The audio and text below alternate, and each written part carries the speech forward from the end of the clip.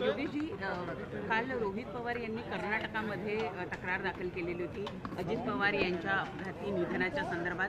त्यांनी महाराष्ट्रामध्ये अनेक ठिकाणी ही तक्रार दाखल करण्याचा प्रयत्न केला, पण महाराष्ट्र पोलिसांनी ती दाखल करून घेतली नाही. अखेर त्यांना कर्नाटकात दाखल करावी लागली. आज कर्नाटक DGP जे आहेत त्यांनी महाराष्ट्राच्या DGPंना पत्र लिहिलेलं आहे आणि ती केस बारामती ग्रामीण पोलिसांकडे ट्रान्सफर केलेली आहे. अंतिम आठवडा प्रस्ताव वरती चर्चा करत असताना आमदार रोहित पवार यांनी जो विषय मांडला आहे त्याचं उत्तर माननीय मुख्यमंत्री महोदय किंवा आमच्या सरकारच्या वतीने हे दिलं जाईलच. परंतु एक बाब समजून घेतली पाहिजे, ज्या वेळेला असे अपघात होतात किंवा अपघाताच्यामुळे जेव्हा मृत्यू होतात, आपण महाराष्ट्रामध्ये मी उदाहरणासकट आपल्याला सांगू शकेन, आपण पहिल्यांदा त्याच्यामध्ये ADR फाईल होतो, म्हणजे ॲक्सिडेंटल डेथ रिपोर्ट हा फाईल होतो आणि ह्या म्हणजे आपल्या BNSच्या 194 च्या कलमनुसार ही तरतूद आहे. आणि त्यानंतर हा ADR जेव्हा फाईल होतो त्यावेळेस त्याची जेव्हा चौकशी होती त्यानंतर मग FIR लॉज होतो. आज चौकशी चालू आहे महाराष्ट्रामध्ये. मी एकच उदाहरण देईन, माजी आमदार विनायक मेटे साहेबांचा त्यावेळेला मृत्यू झाला होता, त्यावेळेला देखील ADRच फाईल झाला होता. 4 महिन्यानंतर FIR झाली होती. त्याच पद्धतीने आज मला सामान्य कैलासवासी दादांची आणि मला कोणाची तुलना करायची नाही, परंतु ॲक्सिडेंटल डेथ ज्या वेळेला होती त्यावेळेला पहिल्यांदा हा ADR फाईल होतो जो BNSच्या 194 कलमच्या नुसारच झालेला आहे. आणि त्यानंतर चौकशीच्या अंती मग ह्याच्यामध्ये FIR फाईल होतो. त्यामुळे FIR आम्हाला लॉन्च करायचा नाही किंवा आम्हाला चौकशी करायची नाही हा जो मेसेज जातो तो अत्यंत चुकीचा आहे. आमचं सरकार 100% महाराष्ट्राने इतका मोठा नेता गमावलेला आहे, त्याची झळ आम्हाला देखील आज बसते आणि सामान्य दादांना 100% न्याय मिळाला पाहिजे ह्या भूमिकेमध्ये आम्ही देखील आहोत.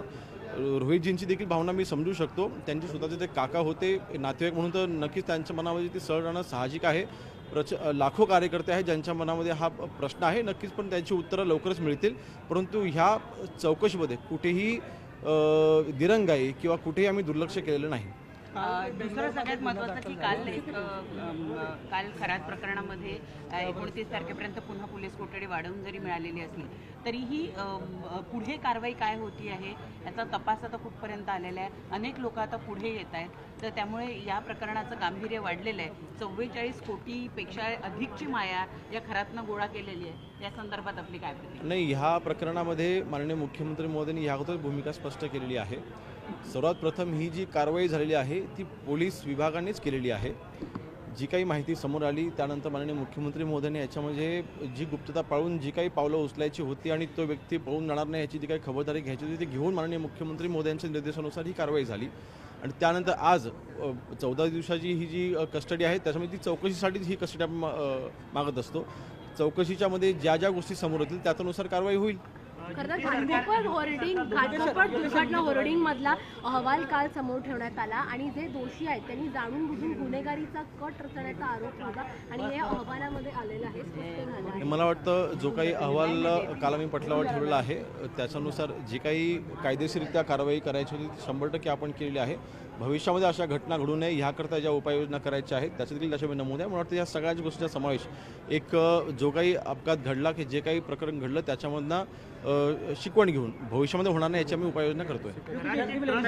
खरा से जुड़ा